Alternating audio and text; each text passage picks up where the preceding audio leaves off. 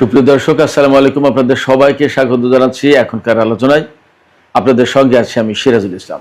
দর্শক, অনেক গুরুত্বপূর্ণ খবর আছে। আপনারা সবাই জানেন, আমেরিকা ইরানের বিরুদ্ধে একেবারে অর্থনৈতিক যুদ্ধ ঘোষণা করেছে, কঠোরতম নিষেধাজ্ঞা আরোপের ঘোষণা দিয়েছে। কিন্তু সেই নিষেধাজ্ঞায় ইরান কতটুকু কুপকাত হবে সেই প্রশ্ন যত বড় তার চেয়ে বেশি বড় হয়ে দেখা দিয়েছে। আমেরিকার অর্থনীতির কি হবে? এটা আমার কথা না।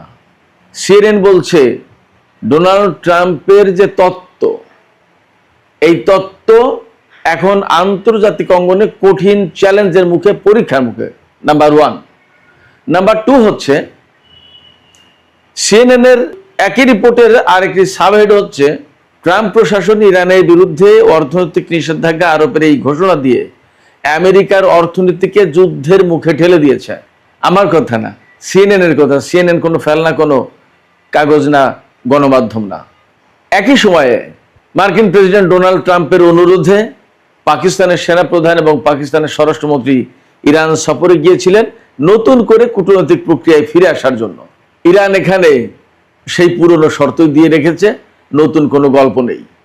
অর্থাৎ কার্যত ইরান ডোনাল্ড ট্রাম্পের এই প্রস্তাব প্রত্যাখ্যান করেছে। সবচেয়ে বড় খবর হচ্ছে এটি, ডোনাল্ড ট্রাম্প যখন তার শান্তির দূত ইরানে পাঠিয়েছেন, তখন মার্কিন প্রশাসন ঘোষণা দিচ্ছে ইরানের আইআরজিসির 5 জন কমান্ডারের বিরুদ্ধে তাদের জীবনের মূল্য ঘোষণা করছে। একজন কমান্ডারকে ধরে দিতে পারলে বা তাদের সম্পর্কে খোঁজ দিতে পারলে $1 কোটি করে পুরস্কার দেবে, আর আমেরিকায় থাকার জন্য নাগরিকত্ব, সুযোগ সুবিধা সবকিছু দেবে।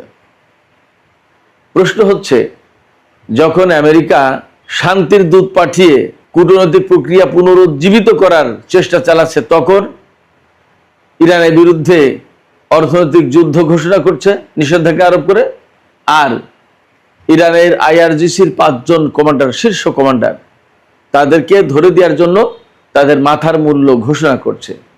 এটা কি শান্তি প্রত্যাশা, নাকি তামাশা, নাকি নিজের অবস্থান ঠিক রাখার জন্য এইগুলো করা? আসলে কোনটা? সুপ্রিয় দর্শক, আজকের ভিডিওতে এই বিষয়গুলো নিয়ে বিস্তারিত আলোচনা করার চেষ্টা করব। আপনারা সবাই সঙ্গেই থাকুন, আর ভিডিও ভালো লাগলে প্লিজ লাইক, কমেন্ট, শেয়ার করবেন এবং চ্যানেলটি সাবস্ক্রাইব করে সাথেই থাকবেন। দর্শক, চলুন আমরা বিস্তারিত আলোচনা করি। আমি মোটামুটি আজকের যে আলোচনা, তার মূল কথাগুলো বলে ফেলেছি। এখন এগুলোর ভেতরে আরো কিছু গুরুত্বপূর্ণ তথ্য আছে, আরো বিশ্লেষণ প্রয়োজন। এই কথাগুলো শোনার জন্য আপনাদেরকে আমন্ত্রণ জানাচ্ছি। এবং এই জন্য আমি সর্বপ্রথমে নিষেধাজ্ঞার বিষয়টা নিয়ে আসলাম, কারণ এটা একেবারে আমেরিকা প্রচন্ড রকমের ঢাকঢোল পিটিয়ে ইরানের বিরুদ্ধে কঠোরতম নিষেধাজ্ঞা দিয়েছে, অথচ মার্কিন গণমাধ্যম তারা বলছে এটা ব্যর্থ হবে এবং আমেরিকার অর্থনীতিকে যুদ্ধের ভেতরে ফেলে দিল ডোনাল্ড ট্রাম্প। এবং ইরান আর কানাডায় ডোনাল্ড ট্রাম্পের এই তত্ত্বকে কঠিন চ্যালেঞ্জের মুখে, কঠিন পরীক্ষার মুখে ফেলেছে। সিএনএন এর বক্তব্য কিভাবে হলো এবং কি হয়েছে, আসলে এই ঘটনাগুলো আমি আপনাদেরকে একটু খুলে খুলে বলি। আপনারা সবাই জানেন, ডোনাল্ড ট্রাম্পের অর্থমন্ত্রী স্কট বেসেন্ট বাংলাদেশ টাইম গতকাল সোমবার 24 আগস্ট নিষেধাজ্ঞা আরোপের ঘোষণা দিয়েছেন।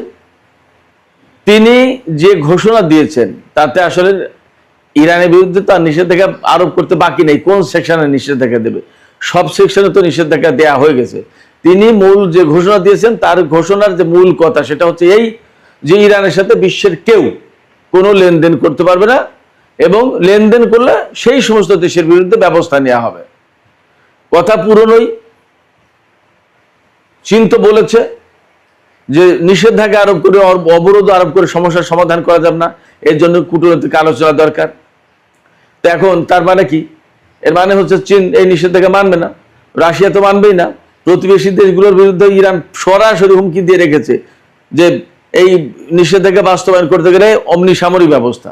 আর বিশ্বের আরো দেশ যারা আছে, যাদের সাথে ইরানের লেনদেন হতে পারে, তারা যদি কেউ মার্কিন নিষেধাজ্ঞা বাস্তবায়ন করার উদ্যোগ নেয়, তাহলে তাদের জাহাজ হরমুজ প্রণালীতে যেতে দেবে না। জাহাজ তো শুধুমাত্র তেল গ্যাস আনার জন্য যায় না, অনেকে হয়তো এই পারস্য উপসাগরীয় অঞ্চল থেকে তেল গ্যাস হয়তো নেয় না, তাহলে তাদের তাদের প্রোডাক্ট তো আসে জাহাজে করে, এগুলো ঢুকতে দেবে না, নিষেধাজ্ঞা। তাহলে কি হবে?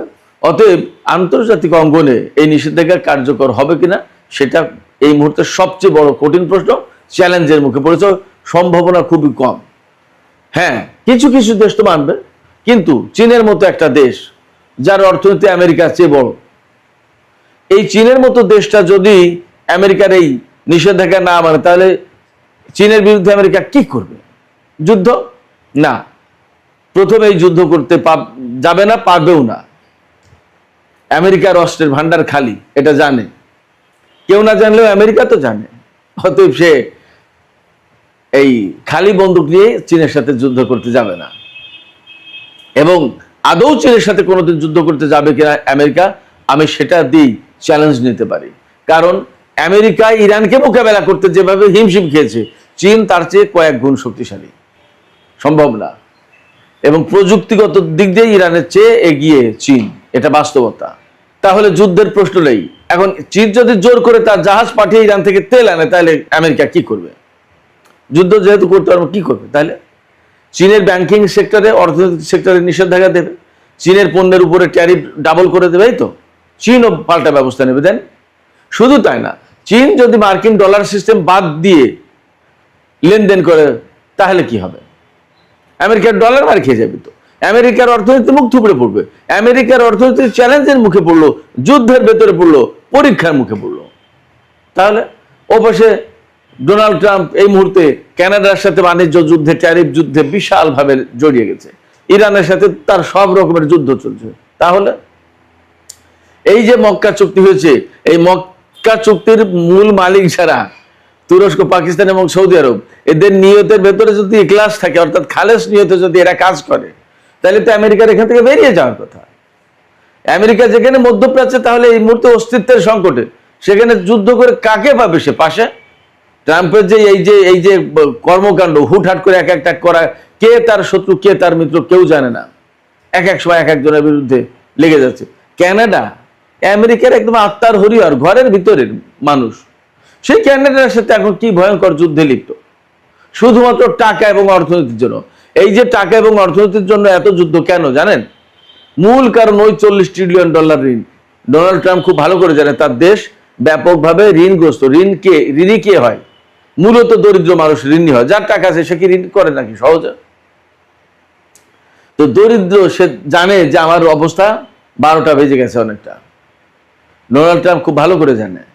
অতএব সারা বিশ্বে এই অর্থনীতির লড়াই করে বেড়াচ্ছে। এবং ইরানে যে আজকে এই যে যুদ্ধটা চাপিয়ে দিয়েছে, তার মূল অনেকগুলো কারণের ভিতরে একটা বড় কারণ ছিল, একটা কারণ, আমি অনেকগুলো কারণের ভেতরে একটা গুরুত্বপূর্ণ কারণ, ইরানের ধনভাণ্ডার সব একাই কবজা করবে, একাই খাবে, মৌজ মাস্তি ফুর্তি করবে ডোনাল্ড ট্রাম্প।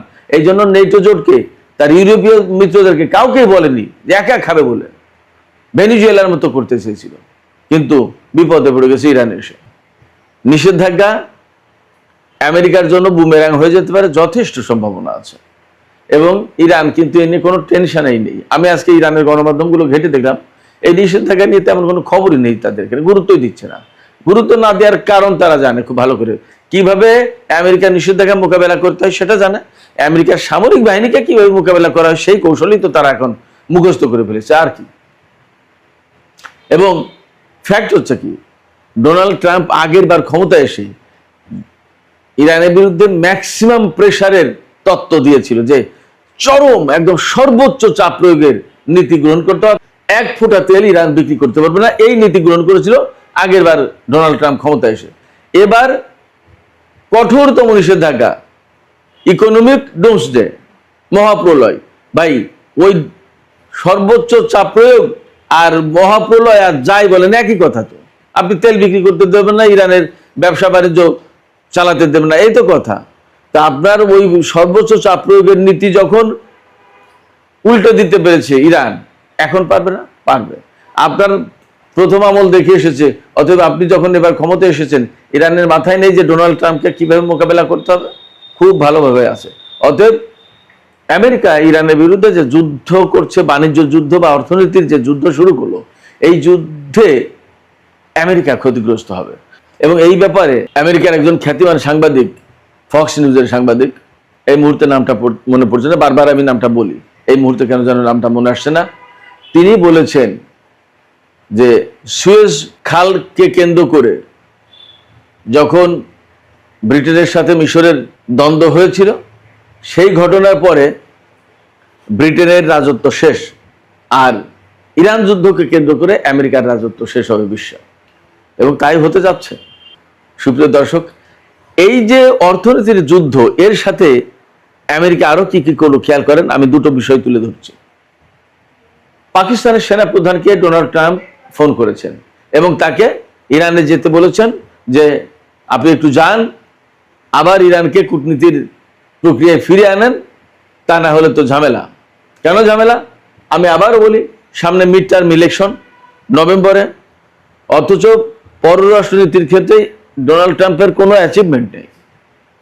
দেশের ভেতরে তেলের দাম, গ্যাসের দাম, পণ্যমূল্যের ঊর্ধ্বগতি, সমস্ত সবকিছু হয়েছে, এবং বেশ বহু সংখ্যক সেনা মারা গেছে, বিপুল অর্থনীতির ক্ষতি হয়েছে ইরানের সাথে যুদ্ধ করতে এসে, এবং ভেনিজুয়েলার প্রেসিডেন্ট এবং তার স্ত্রীকে রাতের আধারে জোর করে ধরে এনে আমেরিকার কারাগারে রাখা, এই বিষয়টাকে বিশ্ববাসী ভালোভাবে দেখছে না। এগুলো সবই অন্যায়, আগেও অন্যায় করেছে, কিন্তু এগুলো যে অন্যায় এখন আস্তে আস্তে আস্তে আস্তে তো অনেকে পরিষ্কার করছে। স্পেনের মতো দেশ, অনেক দেশই তো আমেরিকার বিরুদ্ধে সরাসরি অবস্থান নিয়েছে। কেন?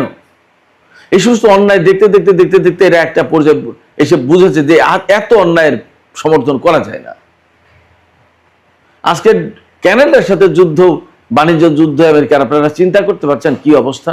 এই অর্থনৈতিক খারাপ অবস্থা, নির্বাচনী বৈতরণী পার হওয়ার চেষ্টা, তার রাজনীতি, তার ক্ষমতাকে ঠিকঠাক রাখা, এগুলো করার জন্য পাকিস্তানের সেনাপ্রধানকে ইরানে পাঠিয়েছেন, এবং এই বার্তা দিয়ে যাতে ইরান আবার আলোচনায় ফিরে আসে। আলোচনায় ফিরে আসলেই তেলের দাম কমবে, আলোচনায় ফিরে আসলে হয়তো কিছু কিছু শর্ত মেনে নেবে আমেরিকা এই 2 মাস 2.5 মাসের জন্য, তারপরে আবার যা করা তা করবে। তাহলে কি দাঁড়ালো? এইটা টার্গেট। এই শান্তি প্রক্রিয়ার অংশ হিসেবে পাকিস্তানের সেনাপ্রধানকে এবং স্বরাষ্ট্রমন্ত্রীকে পাঠালো, ঠিক সেই দিনই ইরানের উপর এরকম কঠিনতম নিষেধাজ্ঞা আরোপ করছে। যদিও সেটা ব্যর্থ হবে কি হবে না সেটা পরের আলাপ, কিন্তু আপনি যারা ভালো কাজের জন্য দাওয়াত দিচ্ছেন, তার জন্য আপনি একটা লাঠিও পাঠালেন, তাহলে কি হইল? এরপরে শুধু এখানেই শেষ কথা না, যে আইআরজিসি ইরানের বিপ্লবী সরকার, ইরানের বিপ্লবী চেতনা বা ইরানকে রক্ষার জন্য জান পরাণ দিয়ে কাজ করছে, যুদ্ধ করছে, খাটাখাটি করছে, সেই আইআরজিসির প্রধান 5 কমান্ডারের বিরুদ্ধে আপনি পুরস্কার ঘোষণা করছেন। এদেরকে ধরে দিতে পারলে, জীবিত অথবা মৃত, বা এদের সম্পর্কে খোঁজ দিতে পারলে আমরা $1 কোটি করে পুরস্কার দেবো। নট অনলি দ্যাট, যে ব্যক্তি খোঁজ দেবে তাকে আমেরিকায় থাকা, খাওয়ার, ভরণ পোষণ সমস্ত সবকিছুর ব্যবস্থা করে দেব। এটা কি শান্তির আলোচনা? এটা কি শান্তির বার্তা পাঠানো হলো?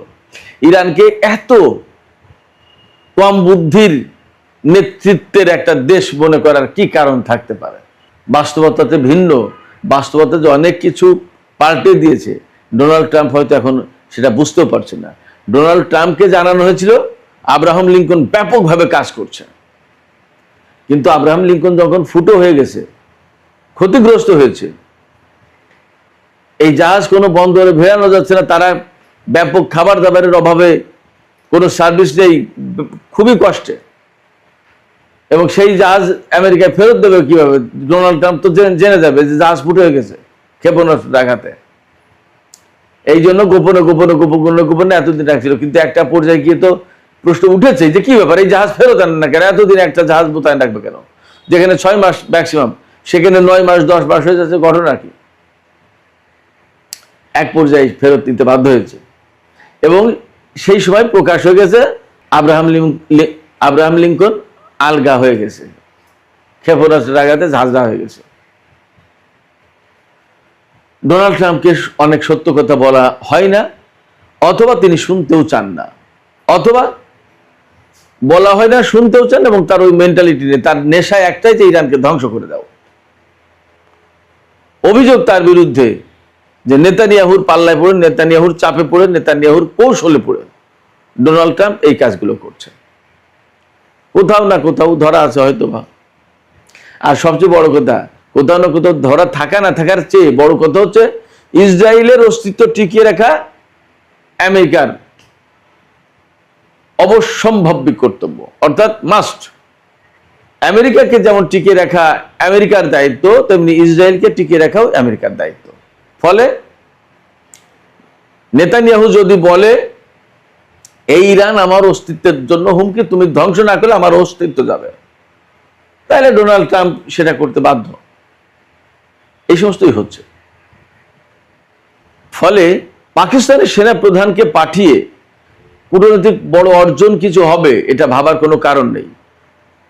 ইরানের নেতারা পরিষ্কার করে বলেছেন কয়েকটা কথা। পাকিস্তানের সেনা প্রধান প্রেসিডেন্টের সাথে বৈঠক করেছেন, ইরানের সংসদ স্পিকারের সাথে, স্বরাষ্ট্রমন্ত্রীর সাথে, পররাষ্ট্রমন্ত্রী আব্বাস আরাকচির সাথে, সর্বোচ্চ জাতীয় নিরাপত্তা পরিষদের সচিব মহসিন রেজাইর সাথে, 5 জন গুরুত্বপূর্ণ ব্যক্তির সাথে বৈঠক করেছেন পাকিস্তানের সেনা প্রধান। তিনি এক ধরনের দায়িত্ব অনুভব করছেন এই কারণে যে পাকিস্তান যেহেতু এই ব্যাপারে দারুণ একটা মধ্যস্থতা করে এসেছে এতদিন ধরে, এখন যদি পাকিস্তান এই জায়গায় আবার অচল অবস্থার ভেতরে চেষ্টা তদবির করে যদি আবার দুই পক্ষকে টেবিলে বসাতে পারে, সেটা পাকিস্তানের জন্য বিরাট একটা সফলতা কূটনীতির ক্ষেত্রে এবং সেনাপ্রধান আসিম মুনিরের জন্য। এই জায়গা থেকে পাকিস্তান ব্যাপক প্রচেষ্টা চালাচ্ছে এবং পাকিস্তান যখন আঞ্চলিক ক্ষেত্রে ইরান এবং আমেরিকার মধ্যকার যুদ্ধের ব্যাপারে মধ্যস্থতা করছে, আঞ্চলিক শান্তি প্রতিষ্ঠার ক্ষেত্রে কাজ করছে, তখন পাকিস্তান কিন্তু সারা বিশ্বে একটা প্রশংসার পাত্র হয়ে গেছে। শুধু প্রশংসার পাত্র না, পাকিস্তান এই মুহূর্তে সম্মানের আসনে এবং আঞ্চলিক ভূ রাজনীতিতে ভারত সেই জায়গায় কোণ ঠেসা অনেকটা।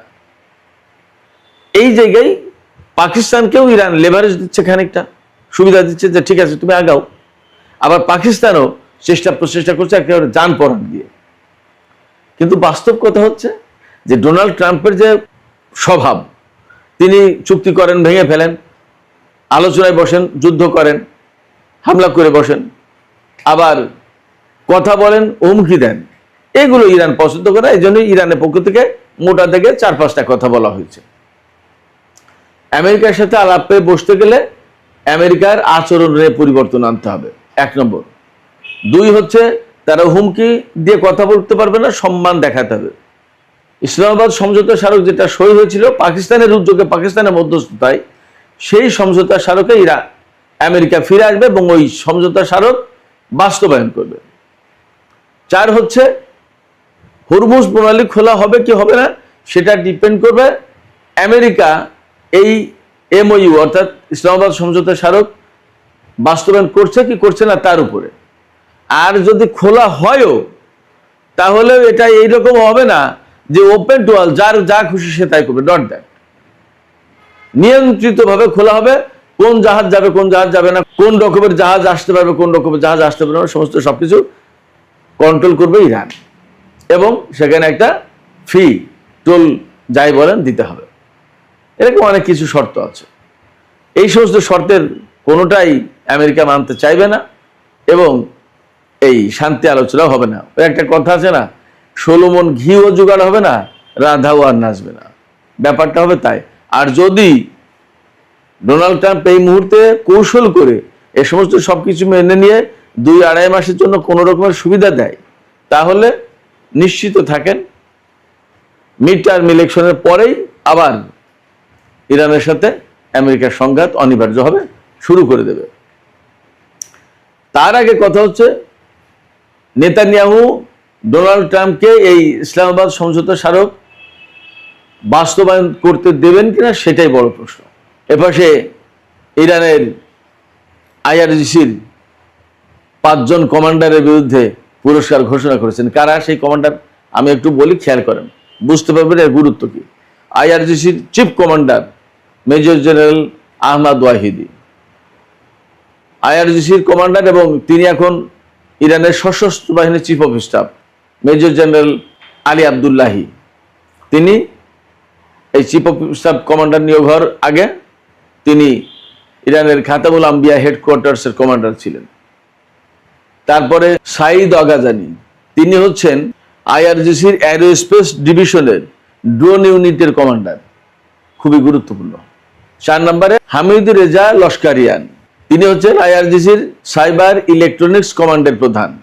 আর মাজিদ খাদেমি, তিনি হচ্ছেন গোয়েন্দা প্রধান। এই 5 জনের বিরুদ্ধে পুরস্কার ঘোষণা করেছে আমেরিকা। 5 জনকে ধরে দিতে পারলে, জীবিত অথবা মৃত, অথবা তাদের খোঁজ দিতে পারলে $1 কোটি করে পুরস্কার দেওয়া হবে। দেখা যাক তাদের খোঁজ দিতে পারেন, তারা তো লুকিয়ে নেই, তাদের কেউ খোঁজ দিতে পারে কিনা, এবং দিলে তাদের বিরুদ্ধে কি ব্যবস্থা নিতে পারে। হ্যাঁ, তাদের বিরুদ্ধে যদি হামলা চালায়, তাদের উপর হামলা চালায়, তাহলে আবার যুদ্ধ, এবং ইরান তার জন্য প্রস্তুত আছে। অতএব ডোনাল্ড ট্রাম্প যেদিকে যেতে চাইবে, ইরান সেই দিকেই যাবে। সুপ্রিয় দর্শক, আজকের আলোচনা এখানে শেষ করতে চাইছি। আলোচনা শেষের আগে আপনাদের কাছে আপনাদের মতামত জানতে চাই। আমেরিকা যে নিষেধাজ্ঞা আরোপ করলো, সেটা কতটা কার্যকর হবে বলে আপনাদের মনে হচ্ছে? আর ইরানের যে 5 জন কমান্ডারকে তাদের খোঁজ দিতে পারলে, জীবিত অথবা মৃত ধরে দিতে পারলে $1 কোটি করে পুরস্কার দেবে, এটার মানে কি দাঁড়ায়? ইরান এই বার্তাকে কিভাবে গ্রহণ করবে? আপনাদের মতামত জানিয়ে কমেন্টে লিখতে পারেন। আর ভিডিও ভালো লাগলে লাইক, কমেন্ট, শেয়ার